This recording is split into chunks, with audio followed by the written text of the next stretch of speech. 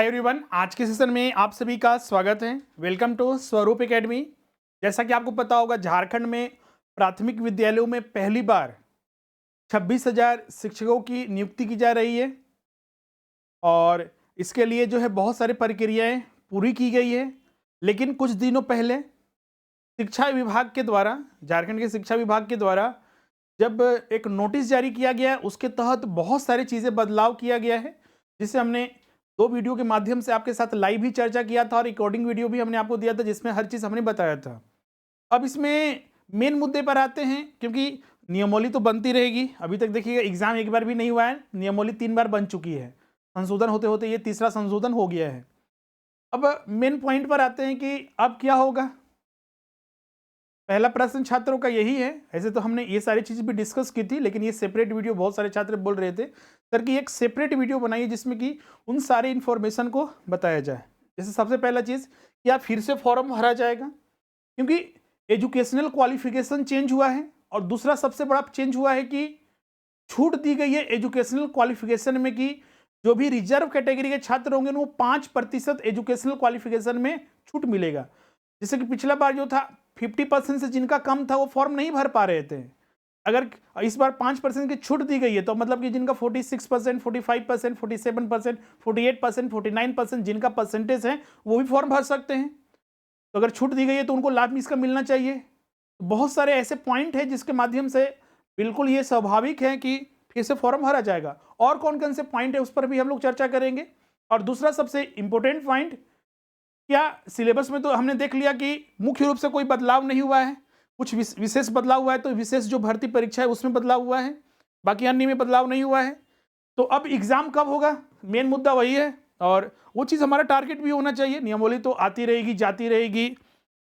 मेरा main focus क्या रहेगा, स्टूडेंट का मेन फोकस क्या रहेगा, एग्जाम पर, सिलेबस पर, तैयारी पर, क्योंकि उसी के माध्यम से एग्जाम निकलेगा। नियमावली के आधार पर थोड़ा एग्जाम निकलता है।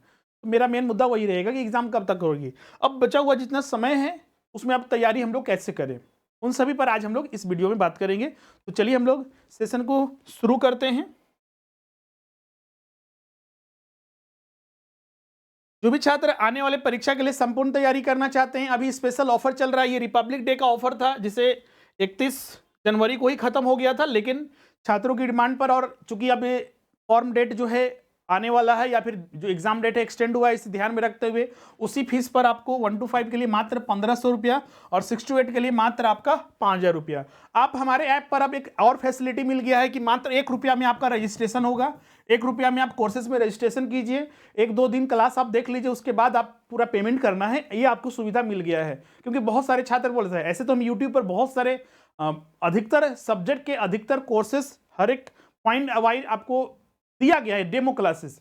लेकिन बहुत सारे छात्र जो होते हैं कि नहीं, ऐप पर भी हमें मिले, तो बिल्कुल ये 1 रुपया में आप रजिस्ट्रेशन कीजिए और पेमेंट आप अगला दिन, 1 दिन के अंदर 1-2 दिन आपको समय मिल जाएगा, जिस दिन आप रजिस्ट्रेशन कीजिएगा और अगला दिन आपको पेमेंट करना है। आप उसके बाद कंटिन्यू कर सकते हैं। और इसमें फीस जो रजिस्ट्रेशन करना है इसी ऐप पर, या फिर डायरेक्ट आप व्हाट्सअप कर दीजिए, वहां पर आपको पेमेंट डिटेल भेज दिया जाएगा। पेमेंट करके आप क्लासेस स्टार्ट कर लीजिए। चलिए हम लोग सबसे बड़े बात करते हैं। सबसे पहले हम लोग ये बात करते हैं कि फॉर्म फिर से भरा जाएगा। पहला यही मेरा पॉइंट होगा, फॉर्म फिर से भरा जाएगा। इसका उत्तर होगा यस। ये ध्यान रखिएगा, ये हम जो चीजें नियमावली में, अब बोलिएगा सर कि आप ये बता दे रहे हैं, मान लीजिए फॉर्म नहीं भरा गया, तो देखिए ये चीजें हम अपने एनालिसिस पर बता रहे हैं, जो चीजें नियमावली में बनी है। और बिल्कुल अगर आप ये बात सुनिएगा तो आपको भी लगेगा है बिल्कुल ये फॉर्म फिर से भरा जाना चाहिए था। ये हम अपने तरफ से नहीं बता रहे हैं। जो छात्र फॉर्म भर रहे हैं उनको तो असुविधा होगी, क्योंकि एग्जाम तो होना चाहिए अपने डेट के अनुसार, लेकिन नहीं हो रहा है। आखिर क्यों नहीं हो रहा है, उसका कारण भी है। तो जो नियमावली में और जो एडवर्टाइजमेंट में, या भी जो चीजें अभी ऑफिशियल आई है, वो भी हम यहाँ पर पेपर के आधार पर या फिर कुछ अन्य चीजों पर अब नहीं बता रहे हैं, तुक्का नहीं फेंक रहे हैं। ये चीज ध्यान रखिएगा, ये चीजें नियमावली में जो आई है उसके आधार पर आपको बता रहे हैं। जो नियमावली में ये स्पष्ट लिखा हुआ है उसके आधार पर बता रहे हैं। चूंकि एजुकेशनल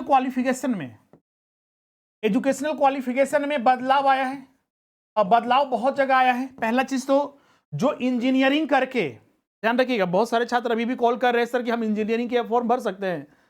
तो ध्यान रखिएगा, इंजीनियरिंग के साथ आपका बीएड होना चाहिए या डीएलएड होना चाहिए, सिर्फ ये क्वालिफिकेशन ही नहीं देखना है कि आपका इंजीनियरिंग है, टेक्नोलॉजी कोई है, एग्रीकल्चर है, ये भी देखना है कि आप बीएड या डीएलएड किए हुए हैं, डीएड किए हुए हैं, साथ ही आप जेटेट या फिर सीटेट या फिर टेट पास हो, ये सारे होने चाहिए, तभी आप फॉर्म भर सकते हैं।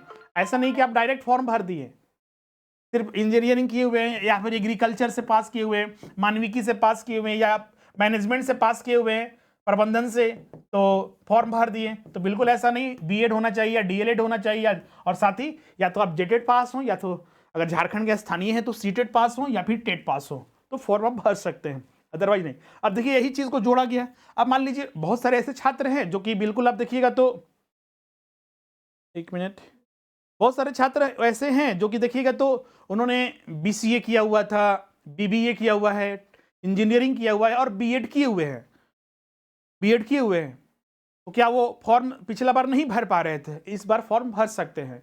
तो अब चूंकि उनके लिए नियम बन गया है, तो फॉर्म वो नहीं भरे थे तो पोर्टल तो फिर से खोलना चाहिए। तो ये पहला पॉइंट हुआ, एजुकेशनल क्वालिफिकेशन में ये चेंज हुआ, उस वजह से ज्यादा संभावना है कि फॉर्म फिर से भरा जाएगा, क्योंकि उनको भी तो मौका मिलना चाहिए अगर नियम में बदलाव हुआ है तो।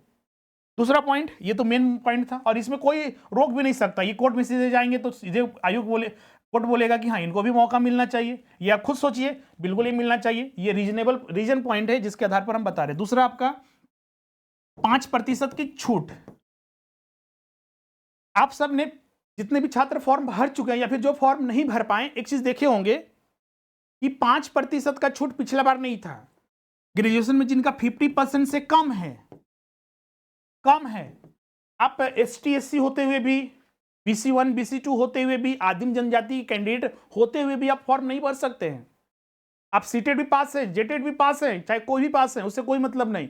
अगर आपका ग्रेजुएशन में या इंटर में 50% से कम था तो आप फॉर्म नहीं भर सकते हैं, ये चीज था। अब इस बार 5% का छूट दिया गया नई नियमावली में ये छूट दिया गया, तो बिल्कुल इनको मौका मिलना चाहिए। जो छात्र पिछले बार अपने कम परसेंटेज की वजह से जेटेट पास होते हुए भी, सीटेट पास होते हुए भी, टेट पास होते हुए फॉर्म नहीं भर पाए, उनको तो फिर से मौका मिलना चाहिए। तो फिर से मौका मिलना चाहिए मतलब कि फिर से फॉर्म भरा जाएगा, फॉर्म भरा जाएगा तभी इनको मौका मिल पाएगा, अगर नहीं भरा जाएगा तो फिर ये छूट देने का क्या मतलब है। तो ये दो मेन पॉइंट है जिसके आधार पर हम लोग बोल सकते हैं कि फॉर्म फिर से भरा जाएगा। क्लियर है? तो जो छात्र इन सारे कैटेगरी में आते हैं फॉर्म भर सकते हैं। अब बोलिएगा सर कि जो पहले छात्र फॉर्म भर चुके हैं क्या उनको एडिट करने का ऑप्शन मिलेगा?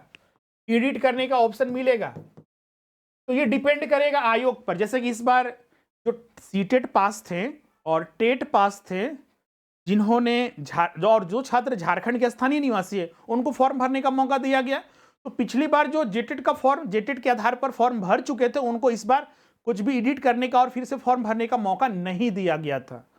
तो ये डिपेंड करेगा आयोग पर, या वो पूरी तरह से पोर्टल सभी के लिए जो छात्र पहले फॉर्म भर चुके हैं या फिर जो छात्र नए फॉर्म भरेंगे सभी के लिए खोलेगा, या फिर जो नए छात्रों को मौका दिया जाएगा सिर्फ उन्हीं के लिए खोलेगा। तो ये डिपेंड करता है आयोग के ऊपर, और इसके लिए अभी हम कुछ नहीं बता सकते क्योंकि इसका कोई सोर्सेज नहीं है, क्योंकि नियमावली में तो ये चीज़ नहीं लिखा रहता है कि फॉर्म कब खुलेगा, क्या होगा, नहीं होगा, ये चीज़ नियमावली में नहीं होता है, तो ये बताना मुश्किल है। ये आयोग के नोटिस पर, और आयोग जब पोर्टल ओपन करेगी तभी पता चल पाएगा कि सभी के लिए पोर्टल ओपन हुआ है फॉर्म भरने के लिए, या फिर जो नए छात्र मौका दिया गया है, जैसे सीटेट वाले को मौका दिया गया था उसी चीज के जैसा है। तो डिपेंड करेगा जब तक कि फॉर्म फिलअप नहीं होगा।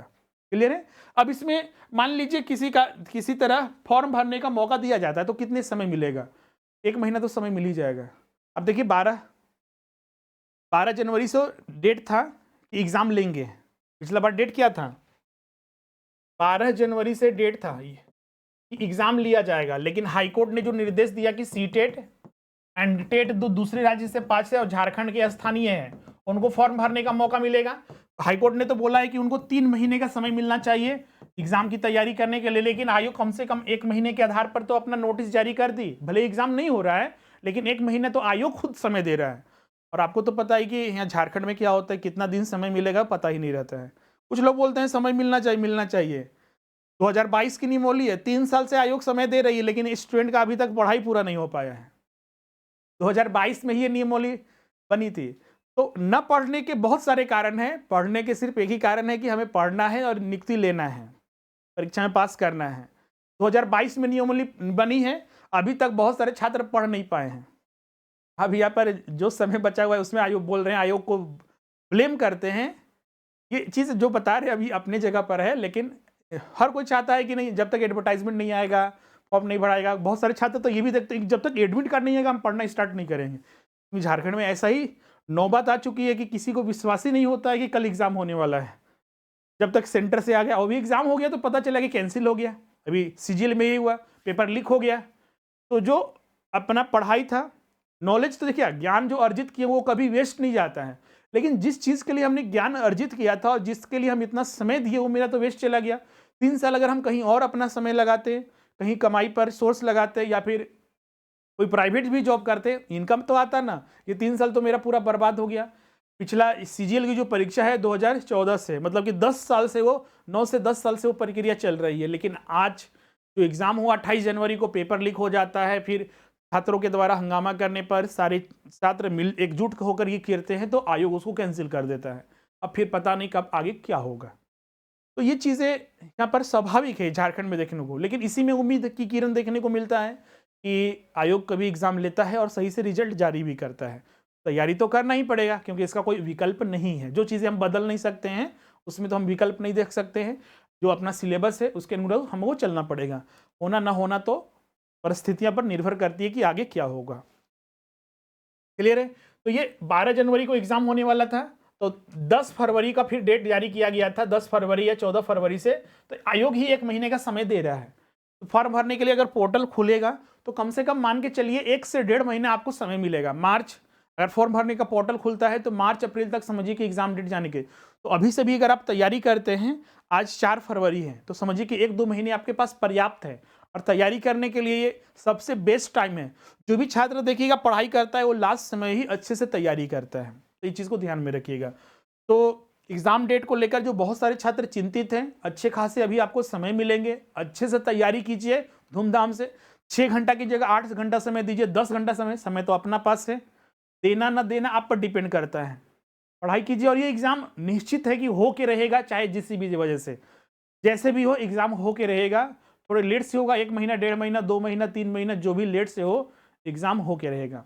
और एग्जाम डेट बढ़ने का भी कारण और है, आयोग के द्वारा हाईकोर्ट ने जो निर्देश दिया कि 3 महीने मिलना चाहिए समय, उस चीज का पालन नहीं जेएसएससी कर रहा है। अगर फॉर्म डेट हम बोलते हैं कि नहीं भरेगा तब बता रहे हैं, अगर ये कोर्ट में मामला जाता है तो यहाँ पर ही रुक जाएगा। हमें मिलना चाहिए उनको। 1 महीने में कोई छात्र कैसे तैयारी कर पाएगा इतने बड़े सिलेबस में, ऊपर से इतने सारे टॉपिक है, इतने सारे पेपर है, इतने सारे 9 घंटे की परीक्षा एक दिन में ली जाएगी, तो कैसे तैयारी कर पाएगा। तो बहुत सारे कारण हैं। सिर्फ फॉर्म भरने की वजह से, मान लीजिए फॉर्म भरने का डेट नहीं भी बढ़ता है, लेकिन जो पॉइंट बताएं उसके आधार पर तो बढ़ना चाहिए। नहीं भी बढ़ता है तो एग्जाम डेट जरूर बढ़ेगा। अभी देखिए अब 10 तारीख का ही मान लीजिए आयोग ने जो जारी किया था कि 10 फरवरी से हम एग्जाम लेंगे, आज देखिए यहाँ पर 4 फरवरी हो चुका है, अभी तक एडमिट कार्ड भी नहीं आया। एडमिट कार्ड का आता पता नहीं है, एडमिट कार्ड का आता पता नहीं है, एडमिट कार्ड जारी अभी तक नहीं हुआ है। नई नियमावली आ चुकी है, उसको लागू करना जरूरी है। नई चीजें शामिल की गई है, उसके अकॉर्डिंग काम होना जरूरी है, नहीं तो फिर कोर्ट में मामला जाएगा, फिर रुक जाएगा। तो आयोग को अगर थोड़ी समझदारी होगी या फिर शिक्षा विभाग या कार्मिक विभाग को, तो ये चीज़ों पर वो गौर करेगा और बिल्कुल छात्रों को मौका देगा। तो धूमधाम से तैयारी कीजिए, बिल्कुल इसमें कोई दिक्कत नहीं है। तो ये सारे पॉइंट के आधार पर, और ये सारी चीज़ें हम अपने तरफ से नहीं बताएं या फिर कोई न्यूज़पेपर के आधार पर नहीं, ये सारी चीज़ें कल हमने नियमावली जो डिस्कस की थी वही नियमावली में उसका पीडीएफ भी हम अपने टेलीग्राम चैनल पर अपलोड कर दिए हैं। उस नियमावली को जो छात्र अभी तक नहीं देखे हैं उसे जरूर देखिएगा। उसमें सारे चीज़ें जो हमने डिस्कस की वो बताया गया है। खुद से भी नियमावली को समझिए क्या चीज़ उसमें शामिल किया गया है। ये सारी चीज़ें हमने डिस्कस कर दी, मेन मुद्दा इसी पर था। अब यहाँ पर बहुत सारे छात्रों का प्रश्न है कि सर की जो नई नियमावली मिली है उसमें एजुकेशनल क्वालिफिकेशन को लेकर, तो उसमें चीज़ें को जोड़ा गया है। जैसे कि 6 to 8 में जो पेपर 4 में हमें जो सब्जेक्ट रखना है, जैसे मैथ और साइंस के लिए तो उसमें 5 विषय है, एसएसटी के लिए उसमें 7 विषय है, एसटी एंड कॉमर्स के लिए, भाषा के लिए तो जो है उसमें वही रखना है। तो इसमें क्या हम 5 में से कोई भी विषय रख सकते हैं, और एसएसटी में 7 में से क्या कोई भी रख सकते हैं? तो बिल्कुल कोई भी रख सकते हैं। सिर्फ हम यहाँ पर कॉमर्स वाले के लिए बोलते हैं कि आप अपना विषय रखिए, और उसको कारण है बोलने का क्योंकि देखिएगा तो 2012 में और 2016 में जो नियुक्तियां हो रही थी, तो सारी एग्जाम उनका लिया गया कॉमर्स वाले को, एसएसटी में वो भरे थे, लेकिन बाद में उनको हटा दिया गया जब नियुक्ति हो रही थी, जब जॉब दिया जा रहा था, यह कहकर कि आप हमारे यहाँ कौन सा विषय पढ़ाएंगे।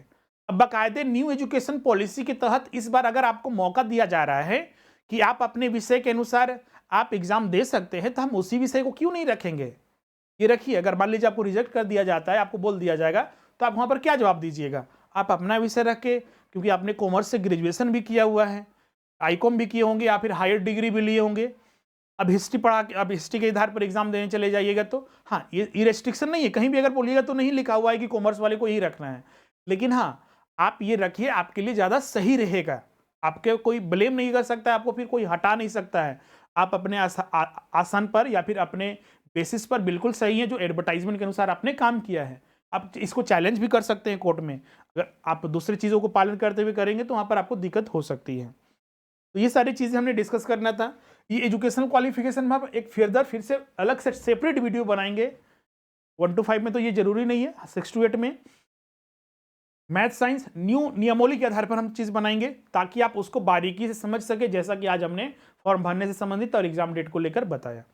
तो ये सारी चीज़ें आज हमने यहाँ पर डिस्कस कर लिया। अब आज के सेशन को हम लोग यहीं पर एंड करते हैं।